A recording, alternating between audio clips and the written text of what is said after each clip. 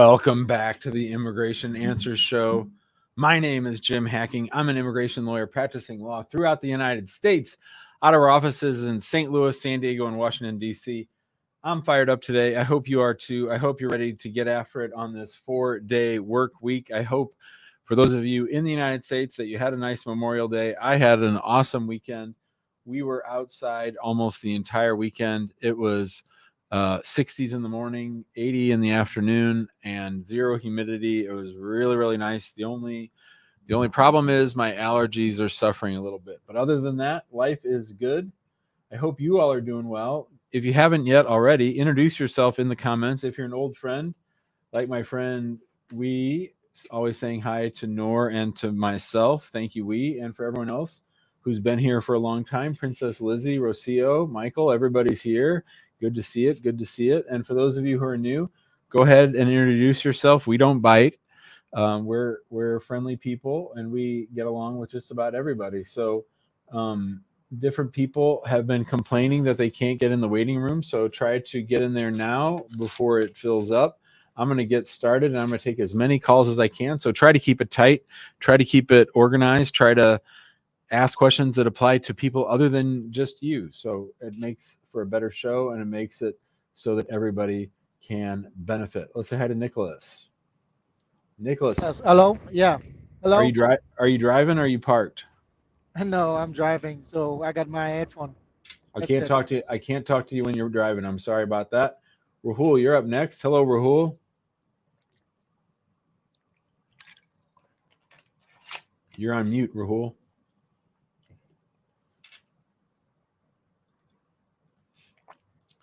All right, we'll come back to Rahul. Let's say hi to Julio. Julio, How are you, Gene? How you doing today? I'm good. How are you doing? I'm Good, good. good. Go Thank ahead. you. All right, let's get straight with these questions. Thank you. So in the application I-130, my wife is a green card holder. She will petition my daughter.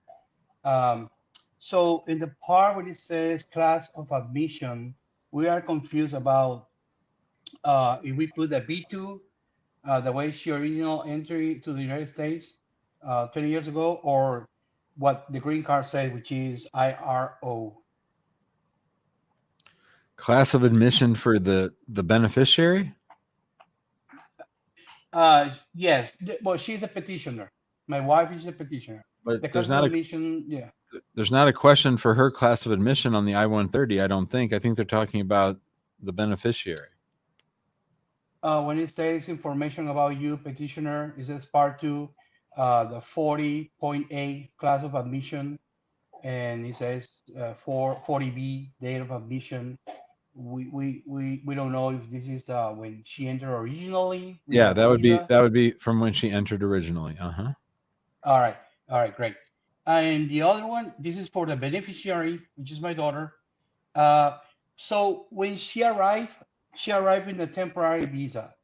The beneficiary entry information. Now, do we put her I-94 when the date she arrived because she has DACA and she already have a advanced parole travel So and Julio, I'm just going to stop you, bud. I love helping people, but I can't help people fill out forms. I can't tell you how to answer questions on the forms. I'm happy to give information of a general nature to people, but I'm not going to sit here while you fill out the forms and I give you my advice. I just can't do it. all right. Okay, well, thank you. It just we just wanted to know if we had to put it the original when she entered when she was 1 year old or the Yeah. last one. That's it. Even Yeah. though her passport is already expired. I can't give advice like that. I'm sorry.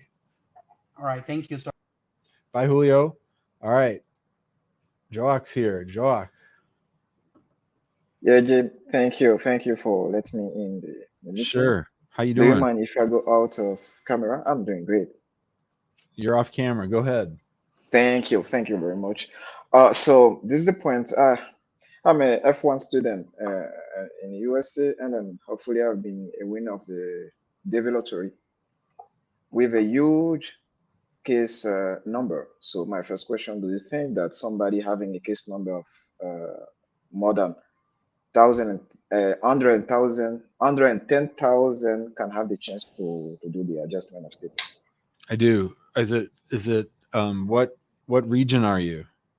Africa. Yeah. So I think yes. Have you gone back and looked at the visa bulletins for like June and July and August for last year? No, I didn't get the chance to do that. Okay, so let's do it right now. Let me see. So your in current your F1 status is still valid and everything, so you're good there. Yeah. Okay. So it's the visa bulletin pulls up really slowly. So let's take a look at July. Let's look at July 2022 visa bulletin. Because this is what I do whenever somebody contacts me about that. So I go back and I look at what happened in June, July, and August. And I think you should be okay because you're in the United States, and the United States cases are going a lot faster than the overseas cases. So because the DV is not being processed properly by the State Department, I believe it gives people in the United States a better chance of getting a green card through adjustment of status in the United States as opposed to consular processing. Does that make sense? Yeah. Thank you. Thank you. Yeah. Let's wait and see. Hold on check. here. All right, Okay. Here we go. All right, so this is July 2022, and we're going to scroll all the way to the bottom, and we're going to look at. Yeah, so see, in July of 2022 last year, they were completely current, even for Africa. So that's really good because we've filed ones in August, and the visa bulletin for July will come out like in June, almost at the end of May. So actually I don't know, I guess the June 2023 is probably out, but so you're going to get picked next year. You're for next year, right? But yeah, 2024. If you go back and look at past years, it gives you signs as to whether or not we think you're going to be current. So I would feel pretty good about it. I would also have everything freaking ready by, say, April, just in case it gets. And then each month you're going to have to check that visa bulletin and wait to see if your number's current. But by going back the last couple of months of each fiscal year for the last 2 or 3 years, I think it'll make you feel better as to whether or not they're actually going to be able to process your case. But I'd be ready to go. Yeah, thank you. And then I have another question which is worrying me a lot. Like a F1 student who has been like a Uber driver sometime, which has been a winner of the DV lottery, can he still adjust the status without any issue? That's a problem. That's a problem because that's a violation of the visa. That's a violation of the visa. So yeah, that can be a problem. So how do we handle this kind of situation then? Well, I think that we'd have to talk it through and think it through. I think that we might have to try if the student, does the student still have a valid F1 visa? Yes. Then I think maybe the student might think about, I'm not saying to do this for sure, but I'm thinking the student might want to leave the United States and come back on that F1, and that might clear it up. But I'd want to research that beforehand and make sure that that's something that I think would work. But then obviously they can't work anymore for Uber once they come back. Okay, I see. I understand that. But I'm not saying that's for sure what you should do. I'm just saying that that's a possible solution. Possible. Okay, I see. But the problem is, okay, so for this same person is a STEM student, which is gonna graduate by the end of this August, by the end of August, and is more concerned about not being able to get a job, and may have to leave United States because of becoming out of status. So what will you recommend in this kind of situation?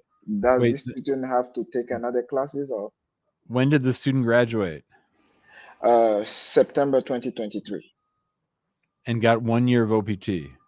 Yes, but is concerned about not being able to get a job because the market is not good at that time, right?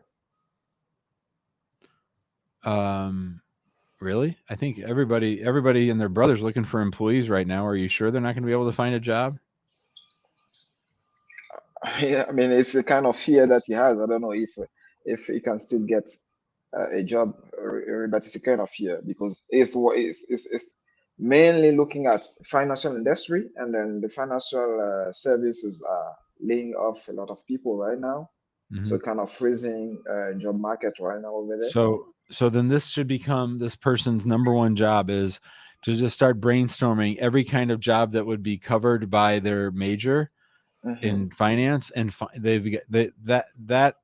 have to find a job. That's their number one priority right now. They have to. They're just leaving would really put their chances of getting the green card at risk because I think the embassies are not processing the DV cases properly. Okay. Thank you very much, Jim. I All think right. we're gonna reach out to you about those specific cases. I think you're going to need some help. Thanks, Jock. Thank you. Have a good day. Yep. See ya. Let's go back and see if Rahul got his audio working. Rahul, are you with us? I can't hear you. I think do you have headsets on or something, Rahul? I don't know. All right, we'll come back. Let's go back to Maruf. Maruf.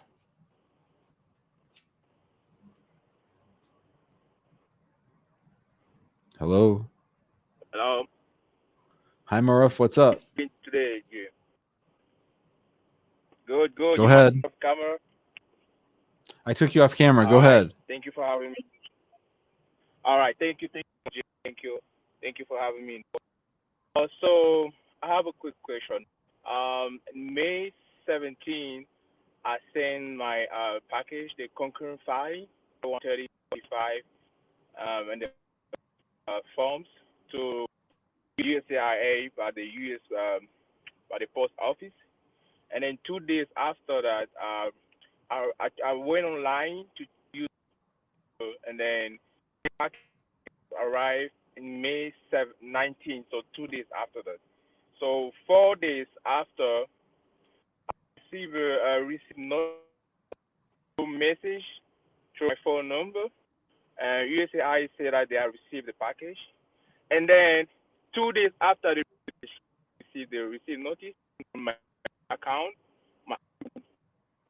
and I noticed that they charged me the 535, but the 1225 for the 455 declined because of non. So I remember that when I went to my bank, I told them that I want to make a check to the U.S. Department of Security to use our joint account. She made a mistake, and then she used my personal account. I didn't have enough funds in my account. It was around $800. That's the reason why being charged me for the I-485. So, and I noticed also the just, I don't know if they're going to charge me, or the jet from I-485. I was trying to know I have next. Should I wait or to do something? Yeah. So they're probably gonna send at least the whole 45 back. I've never heard of them cashing one but not the other, but I think that makes sense that could happen. So they'll probably send it back to you and give you another chance to send it all back to them with the filing fee from the right account.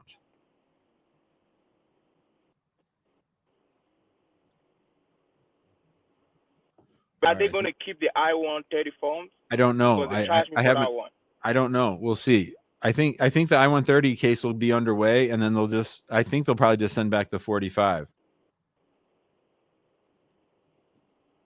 Okay.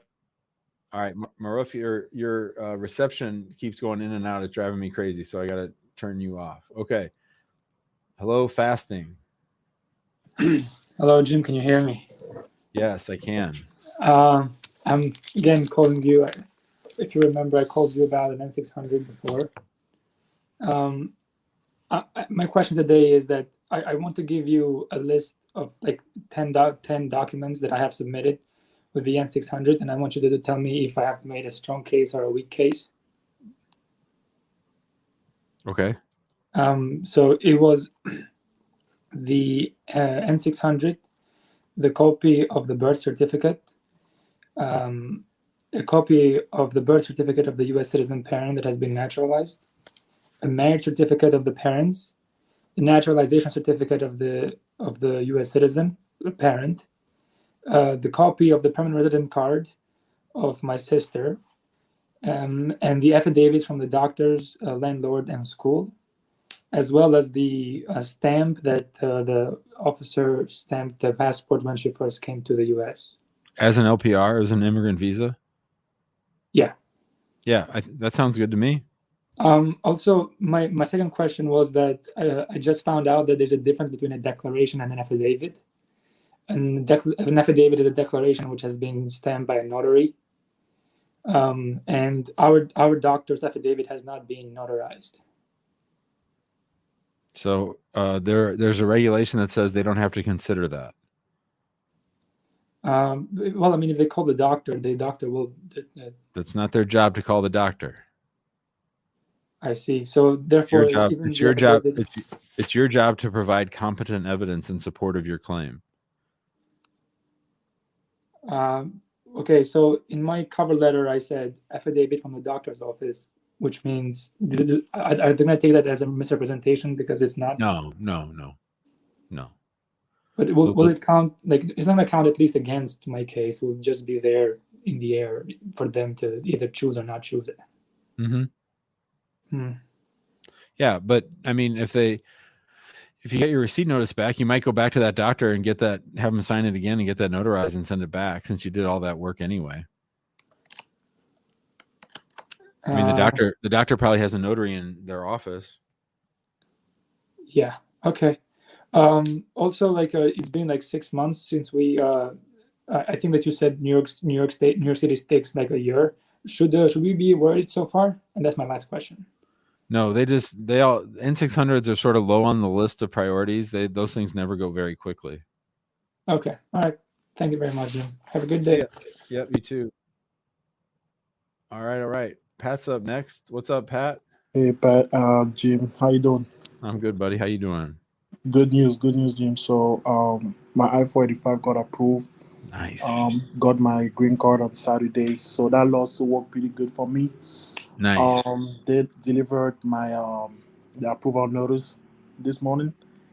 And Jim, the last question I want to ask is, what is the step-by-step process for me if I have to I want to withdraw my asylum case? Yeah, so I think I made a video about this. I mean, basically, you just write a letter to the asylum office that has your case. I don't know. Do you know which asylum office has your case? When I filed it, it was in Fairfax, Virginia. But when I had my marriage-based interview, they sent my file to Minneapolis, Minnesota. Yeah, but did you ever update your address with the asylum office? Nope. So the Fairfax, Virginia office, the Virginia office, the Arlington office of the USCIS is asylum office. That's where you need to send it, and then you need to send them a copy of your green card and say, I no longer wish to proceed on my asylum case. I got a green card based on asylum, and here's a copy of that green card. Please withdraw my asylum case. Okay, sounds good. Do you guys offer that service, Jim? I mean, the paralegal should do it. We can do that for you. We can help you wrap that up. That's not a big deal. Just ask your paralegal. If not, I can help you with it. It's not a big deal.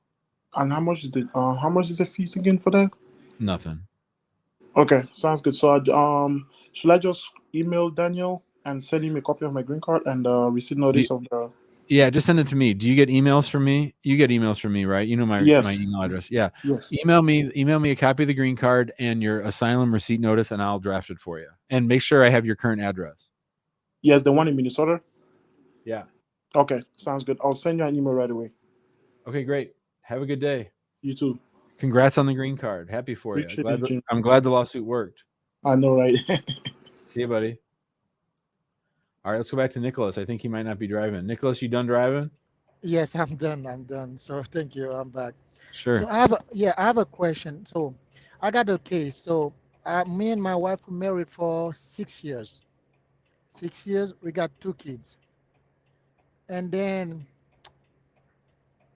after that, so for now I have a bad life with her. Bad life. When I say bad life, bad life. So on 2020, I found my ICE 751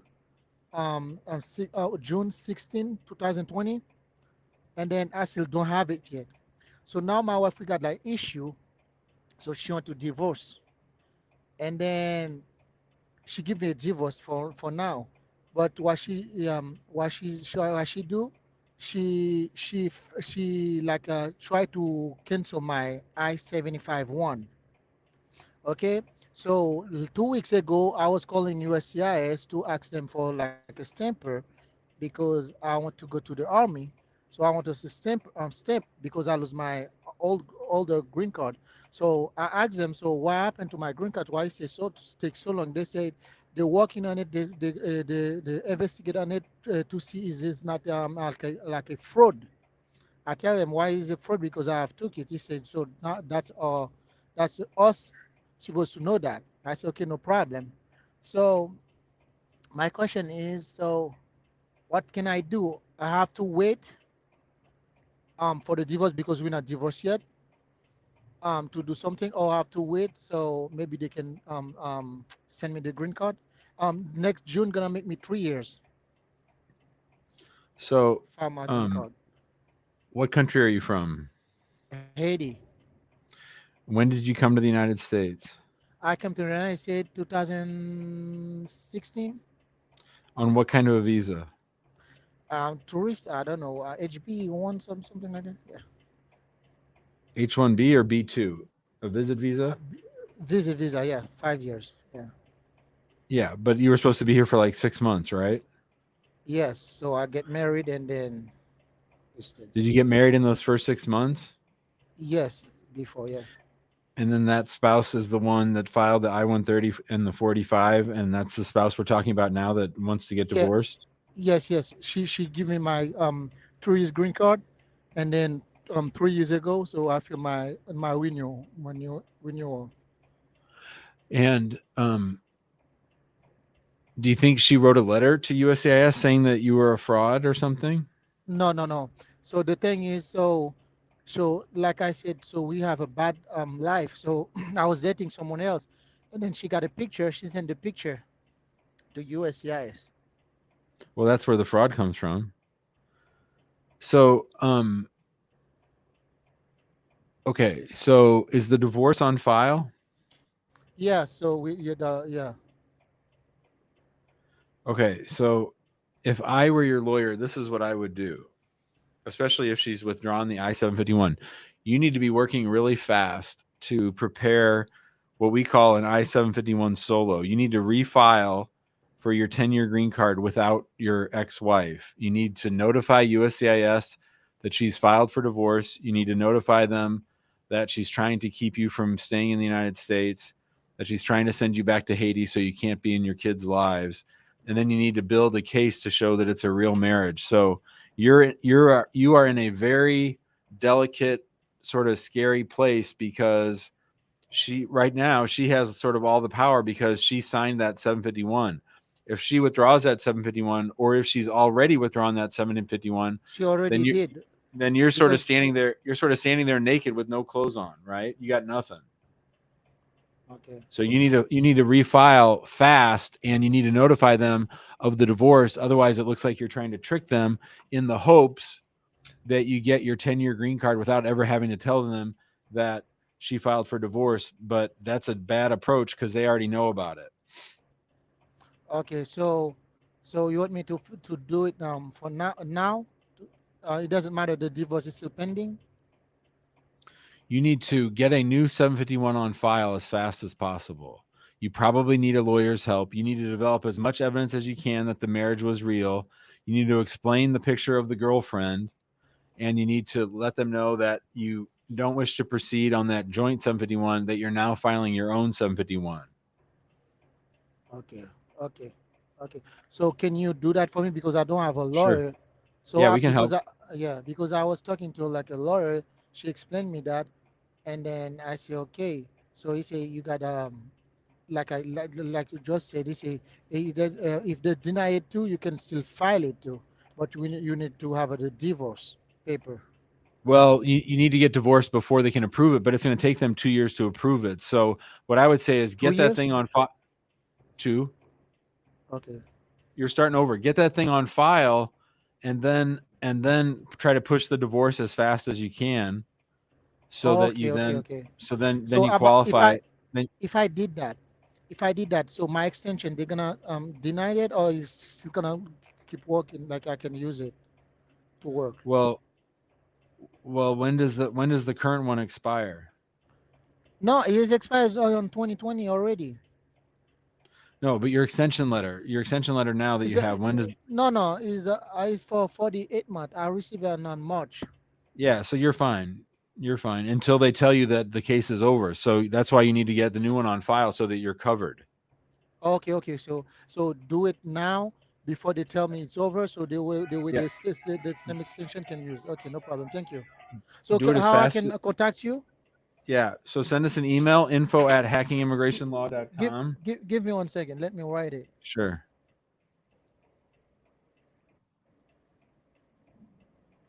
You ready? Yeah, give me. Okay. It's right there You on the said screen. okay, Info@hackingimmigrationlaw.com. okay, okay. I got it. So other question. So okay, I try it now. So they're gonna send me later to prove I'm divorced. So how long you gonna take? How many days or how many months I'm gonna have for the divorce? I don't know. It depends where you live. I'm living Florida, Orlando. Yeah, so I mean that you got to get a divorce lawyer to help you with that and ask them how long it takes. I have no idea how long divorces take in Orlando. No, not the divorce. So the immigration. So how long gonna give me to send them the divorce, the final divorce? Oh, How long? like I said, Oh yeah. 2 years,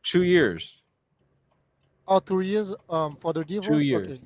Yeah, because you're starting all over with a new case. So at some point they'll ask you for it, but I would say get the divorce done as fast as you can. Okay, no problem. So just email you. Yep, just email us and tell Okay, them tell thank them you. you were on the show. Okay. Okay, no problem. Thank you. Thanks, Nicholas. All right, let's say hi to Ying. Hello, Ying. You're on mute. Ying, you're on mute. I can't hear you. Do you mind if I turn off my camera, or do I need to stay this on? Okay. You're good. Okay, You're off thank you. camera. Go ahead. So I'll go to the question real quick to save more time for the others. So Okay. I'm currently under the J1 visa, which is the exchange visitor, Yep. and then I'll be graduating at the end of June. So my Okay. plans was actually just to go back home. I do not have the intention to stay here, Uh-huh. but my family, they have some family emergency over here. So my brother, he helps me to stay longer. So I'm just wondering, like, what should I do? Should I apply another new visa here, or should I work on the adjustment of status? So what would be the basis? How would you adjust your status? You need to have a legal way to do that. How would Oh, you? yeah. So my sibling, he is the U.S. citizen. So we're still trying to figure out, like, what should we Yeah. be doing? So the problem is, so there's a limit on the number of U.S. citizen brothers cases to file for their sisters. And right now they're working on cases from like 18 years ago. So you can't stay that whole time while your brother's case is pending. That doesn't give you any status to stay here. So that's not going to work. Okay. So the best way is that I go back home and then reapply for another new visa, like maybe the visiting visa, right? Maybe. Yeah. I mean, do you know the is your case subject to rule 212E, which is the requirement that you go back home for 2 years? Do you have that rule on your Oh yeah, I case? do have that. Yeah. But So if I'm going to apply for the waiver, it can be set up real quick. But we just have no idea about this because my well, original plan wasn't to stay here. the waiver is not quick. The waiver is very slow. The waiver takes like 9 or 12 or 18 months. Oh no, ours it takes pretty quick. So I have been seeing my friend have been applying for that, and then they usually get the waiver within like 6 months. Okay. Yeah. Well, you would know better than me, so I'm just saying it's probably not as easy as you think, but I believe what you're saying. Okay. Yeah. I think that's all. Thank you so much, Jim. Thanks, Ying. See ya. Abdul is here. What do you say, Abdul? Boy, no one wants to be on camera today. Hey, sorry about that. Can you hear me, Jim? Yeah, go ahead, buddy. Cool. So I'm reaching out because I started an I-129 case, and believe it or not, it got approved in a month. Nice. Yeah, took me a little bit by surprise, but I received my 797 notice of action, and it says that the above petition has been approved and forwarded to the listed consulate. Contact the consulate with any questions. I have had family that has gone through the same process over the years. All of their forms, and I asked them for pictures. It says that it's been forwarded to NVC and NVC will reach out to you. Mine doesn't make any mention of NVC in the form at all. It just says that it's been sent to the listed consulate. The issue here is when I was filling out the form, I was told to just list Kabul, Afghanistan, because that's where she is, and that they would know what to do or which consulate to send it to. Mhm. And it's been about a month, and I haven't heard from NVC. I know they usually takes them 2 to 4 weeks to reach out, so I don't know if I give it another week to hear from them. And I checked the NVC website today. It says that they're working on case creation, creating new cases that were received on May 12th, but my case notice date was May 2nd. Fiance cases? Yeah.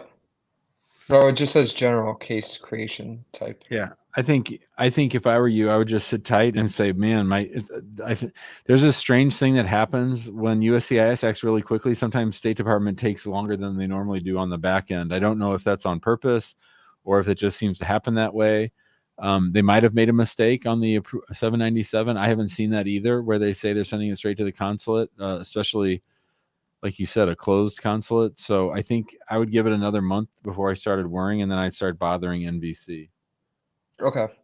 And then just a few follow-up questions. So I've been looking at the documents just to get prepared ahead of time. And I know one of the documents that they asked for is a police certificate. We are inquiring with family in Afghanistan about like what that process is like with the new regime there. Is that an absolute must that you have to get some sort of police document? In my experience, yes. Okay. And then once I do get the letter from NVC, how they asked me for my fiance's phone number. They haven't asked for an email, and I know that they usually either send mail or an email asking them to log into their account. Will there be an option to give them an updated email or phone number, or do they just go with what was in the I-129 Why don't application? you want them to use the one that's in the I-129? Well, I don't think that they asked me for an email. Oh, so just give them one. How do would I do that when I get the login to the CEAC Yep. portal? Okay. All right. So just hang tight. That's the I think so. okay. So if they send the case, from what I've learned online, they usually send these cases to either Islamabad or Doha. Yep. And I've heard that they process the Doha ones quicker. True. If it does go to Islamabad, will I be able to request a transfer? And is that usually an issue or? Anybody can always request a transfer. Whether the receiving embassy or consulate is willing to take it is a whole other thing. So you just have to wait and see. Okay. All right. I guess those are all the questions I had. I appreciate your time. Thanks, Abdul. See you, buddy. Yeah. All right. Tony's up next. Hello, Tony.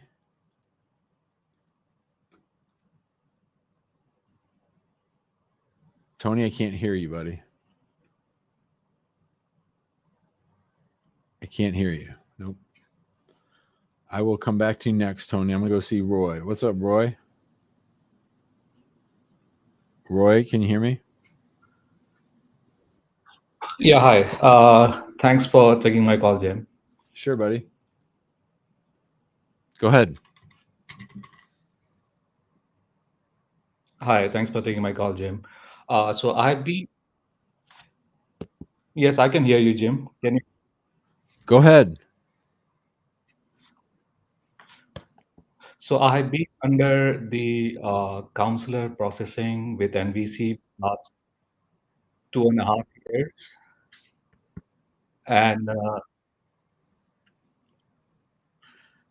now I have received the call for the counselor interview.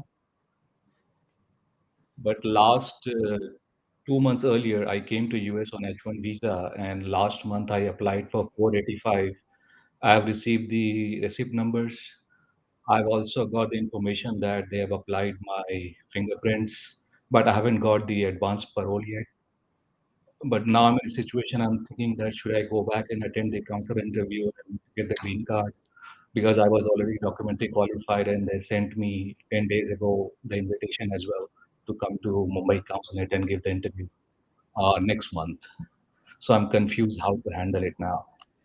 This is a great question. I've had it happen a few times. I am a big believer in staying in the United States and not putting myself in the hands of the overseas consulate, because while it is true, you could go back and they could give you a green card. Also, you could go back and they could put you in administrative processing and revoke your H-1B. I don't think they're going to do that, but let's say there's a 2% chance of that happening. If that happens, what happens to your job?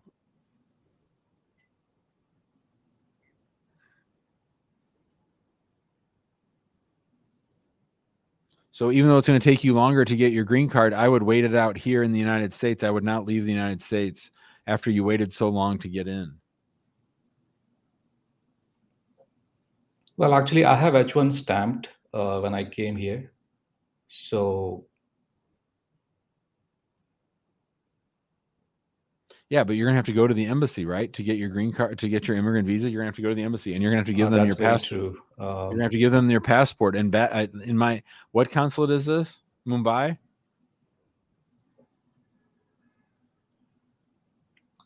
Okay, I believe. What, I don't know. All right, thanks, Roy. I think we're having some kind of connection issues today or something. I don't know. There's just like this long delay between when he hears me and when I say something. I don't know what's going on. Let's go back to Tony. Tony, you got that Jim, audio? can you hear me now? I got you now, buddy. How you Okay. doing? I'm good. I'm good. So good news. I got my green card in the mail about 2 weeks ago. And Nice. I wanted to say thank you for answering all the questions we had till this point. God bless you. And also, I have a couple of questions, just trying to be proactive here. I was Sure. wondering what the next steps are for me moving forward and what I need to do to be eligible to apply for citizenship in the future. Did you receive a 2-year green card or a 10-year green card? 2-year green card. Okay. So, and what's the start date on your green card, Tony? I think 5th of May. May 5th. Okay. So Yeah. May 5th, 2023. Mm-hmm. So that means that before May 5th or May 4th of 2025, you're going to have to file an I-751. And Okay. you can file that 3 months early. So that would be anywhere between February 5th, 2025 and May 5th, 2025. You have to file an I-751. Most people would file that with their spouse. So hopefully everything's cool with your marriage and everything then. Mm-hmm. So you basically have to reprove the marriage. You have to prove that you're still in a relationship. Mm-hmm. It's not to the same level that you did to get the original green card, but it is still, you know, you have to show that you're still living together. You have this ongoing life with each other, all that stuff. Okay. In the old days, Tony, that took 3 or 4 or 5 months to get approved. Now it's taking 2 or 3 years to get approved. Wow. That's a long time. Yeah, you'll have 2 choices, because actually 1 year later, between February 5th or anytime after February 5th, 2026, if you're still married, you can apply for citizenship. Okay. So you can apply for citizenship 2 years and 9 months from the start date on your green card. Right? 2 year, 9 months, you said? From the start date. Yeah. So February 5th, 2026. You know, I wouldn't do it right then. I would wait at least till like the 10th. But like February 10th, 2026, you can apply for your citizenship. You don't have to wait for the 751. They might they might slow down your citizenship case because they're waiting for the 751. But hopefully by then they'll get this going faster than it's been going. Okay. Hopefully. Yeah, I've taken all the notes down. Yep. I think that was all I have for you today. Tony, how long did it take you to get your green card start to finish? It was like 5 months, actually. That's great. Then interview, no interview? No interview. Nice. Awesome. I'm in Philadelphia as well. Apparently Philly's faster. I'm not sure how true that is, but that's great. Thanks, Tony. Yep. Appreciate it. Bye, buddy. Yep. Thanks. See ya. All right. Thanks, Tony. Let's go over to Taylor. Hello, Taylor.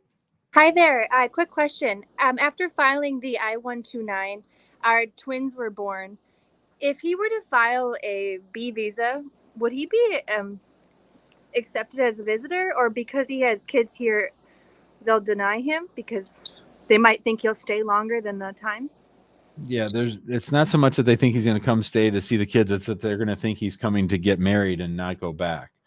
So with a visit visa, it's always important that you establish that he has sufficient ties to the home country to go back home. So that's the whole shooting match. But if we're saying twins and fiance on one side, oh, look how beautiful they are. Oh my gosh.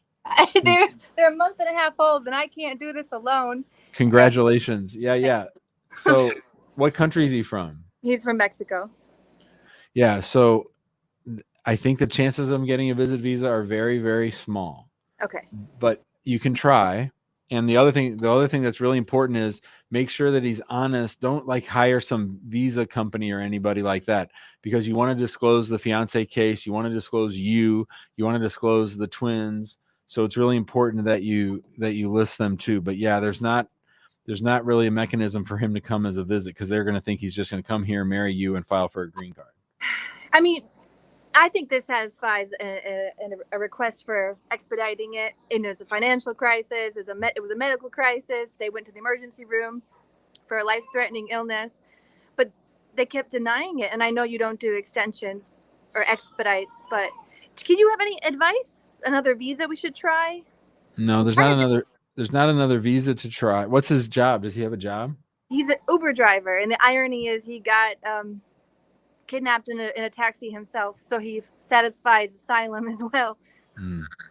Yeah, no, I don't think they're going to let him come. I think you're just waiting. You can try the expedite request. There's no harm in trying for the visit visa. There's no harm in trying for the expedite request, but they turn those down regularly for people, even in situations a little more severe than yours.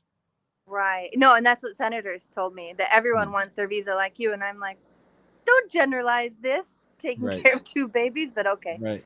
Good to know I tried everything. Thank you. Thanks, Taylor. Good luck. Thank you. Oh, man, twins. Woo! Wow. All right, let's say hi to Sophia. Hello, Sophia. You're on mute, Sophia. Hi, Jim. Good evening. Hi. How you doing? I'm okay. Hi, I have a few questions. I'm a permanent resident, and I filed for my husband and 2 daughters under 21 when I did it. But the I-130 got approved, but USCIS asked me to file the 1824 form. I did that from last July, and it is at National Benefit Center, and it has not been approved as yet. So I'm just asking if you have any idea how soon that will be approved. So what's the filing date that you filed? The 1824 form? No, the I-130 has been approved, or it's still pending? It's been approved from last July. I think the 15th July last year. My priority date is the September the 11th, 2020. And why did they ask you to file an I-24? Did they think you were going to do adjustment of status here in the States? Yes, they think I did. I think they said the 2 sections they fill out, Jamaica and the address here was on the form. Got it. How old are the girls? One is 16 and one is 20 now. 20. Okay, so it's that 21 that we're worried about aging out, because you're wasting time. How long has the I-24 been on file? What was the filing date for that? July, the 28th of July, 2022. Have you tried to bother USCIS? I mean, that's a really simple form to approve. It shouldn't take them a year to approve an I-24. That just means that you want the case sent to the National Visa Center. I did send them an email, but they are saying that the form is approving. The process is approving. That the A-24 is approved or no? No, it's not approved. Well, what do they say? Why is it taking so long? I don't know. They really don't give me an answer. I try calling Hema, but didn't get anybody there. So I don't know why it's still not approved. Yeah, I don't know. It's ridiculous. What's your advice? I mean, you can sue them or you can keep waiting. Maybe wait until July, and then if they don't give you a decision on the I-24, we could sue them. Okay. Okay, I'll see how that works. Okay. Thanks, Sophia. All right. Let's say hi to Al Karim. Hello, Al Karim. Oh, hi. Thanks for taking my call. I had a quick question. I applied for citizenship in January and still no decision. So it's close to 5 months. So That's not that long. That's not that long. But after 120 days, you said we can sue, right? 120 days from the interview. You had your interview in January, or you filed in January? No, the interview. I thought. Oh, yeah, we can sue. Yeah, what field office? Orlando. Giddy up. Let's do it. So that's the only option right now, right? Pretty much. Mm-hmm. Those are the best lawsuits of all because of that special statute for citizenship. Yep. Sorry, I misunderstood what you were saying. Yeah. It was filed in April 22, but the interview was in January 23. And how did it go? How'd the interview go? Well, the interview went well, but the officer was, I think, in a bad mood because it was late in the day and had to make some changes with the travel dates and all that stuff. So, and he said at the end, oh, yeah, we just need to change the travel dates and you'll know within 30 days. That wasn't true because it's already been over 4 months now. Yeah. Yep.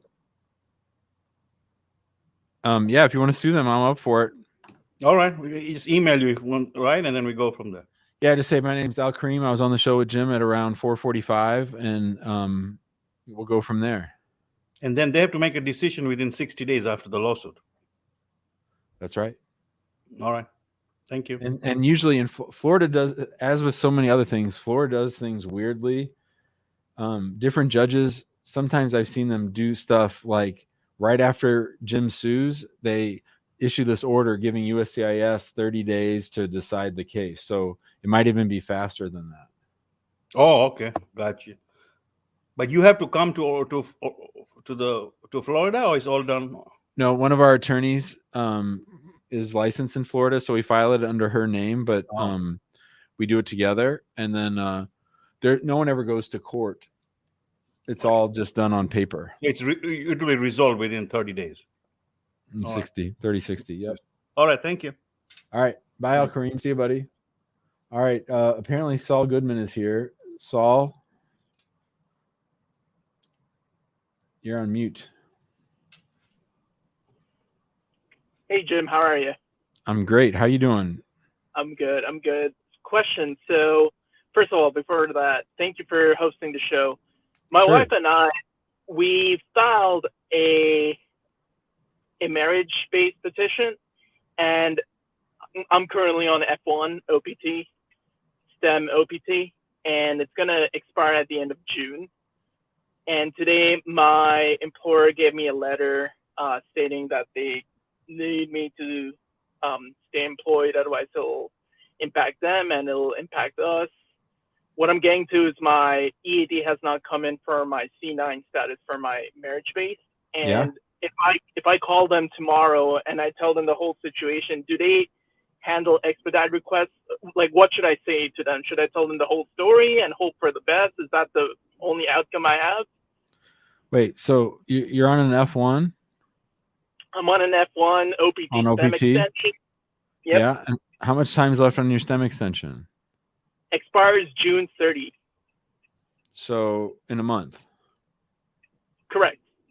Okay. And when did you file the I-765 based on marriage? March 10th. And you're saying your proposal is that you call USCIS tomorrow and tell them you're going to lose your job in a month? Is that what you're saying? Yeah, for an expedite request, I can give them my offer letter, my employer letter, Yeah. and all that So, good stuff. Yeah. So I think that's good. I would say a couple of things. Number one is a lawsuit will work better. And two, but if you don't want to do a lawsuit, you just want to do an expedite request, that's fine, but don't do it over the phone. Do it in writing. How exactly? You send a letter to the receipt on your 765 with a FedEx package with all the things you just mentioned and a cover letter as to why you're going to lose your job and why it's so important for your employer to have you and everything you just said, but in written form. Phone calls don't mean shit to USCIS. They don't record it. They don't transcribe it. It doesn't become part of your official file. The only thing that matters is writing. So send it to the same place I sent my original package back on March 10th. No, that's not what I said. There's a receipt notice, an address on your 765. Send it to that address on your receipt notice for your 765. Oh, I see what you're saying. Actually, you know what? I would send it to both. Where would the other place be? The place where you originally sent the original packet, which was what you suggested. Yeah, that was the Chicago lockbox. I would send it to both in the hopes that one of them catches up with the case. That one confuse them, will it? No, they'll never, the two of them will never make it there together. Send them both by Federal Express. So you have proof of delivery and then wait and see what happens. Okay, so there's no point really giving them a call to send and I guess one more question. If you insist on calling, wait at least a few days till you know they've actually received what you sent them. It's much better to send it in writing.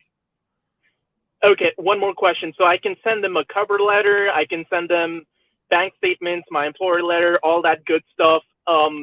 What else should I send them? Do they need my credit card bills, my rent, my bank statement?